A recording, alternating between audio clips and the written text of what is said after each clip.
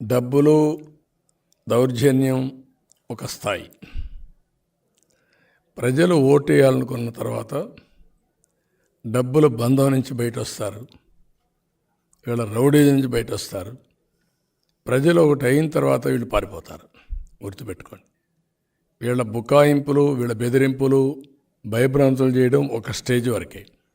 ఒక స్టేజ్ దాటిన తర్వాత ఈరోజు మీరు ఎన్నికలు వచ్చిన తర్వాత మీరు చూస్తున్నారు, సెక్షన్ బై సెక్షన్ ముందుకు వస్తున్నారు.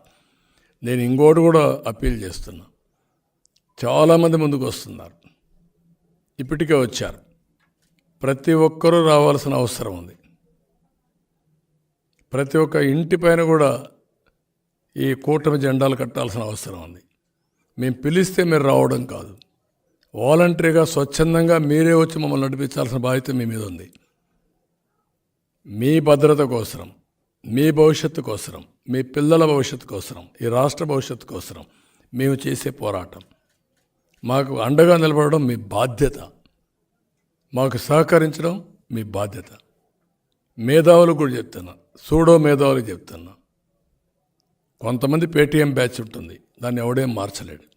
కానీ మనస్సు ఉండే ప్రతి ఒక్క మేధావి ఆలోచించుకొని ఏది వాస్తవం ఏది అవాస్తవం అనే నిర్ణయం మీరు చేసుకోవాలి. ఈరోజు అందరికీ మాల సంఘాలు వచ్చారు.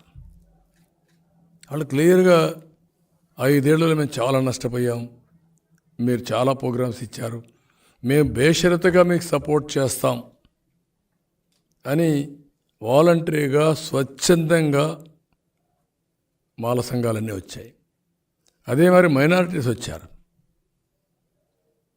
నేను ఒకటే చెప్పాను అందరికీ, అభ్యుదయ భావాలు మీకున్నాయి, మీరు ఆలోచిస్తున్నారు, అయితే కింద నుండే వాళ్ళని మోసం చేస్తున్నారు. అందుకే ఈరోజు వాలంటీర్కి కూడా ఒక పిలిపించాను. వాళ్ళు ఇచ్చే 5,000కు ఇది అయ్యి నేరాలు ఘోరాలు చేసి మీ భవిష్యత్తు నాశనం చేసుకోవద్దండి. ఎంట్రీ పాయింటే 10,000 రూపాయలు ఇస్తాం, భవిష్యత్తులో మీ స్కిల్ డెవలప్మెంట్ చేస్తాం, మిమ్మల్ని ఇక్కడి నుంచి వర్చువల్ ఆర్ ఫిజికల్ వర్కింగ్కి మీ కెరీర్ బిల్డింగ్ చేసే బాధ్యత మాది. వాళ్ళు కూడా చూస్ చేసుకోమన్నాను.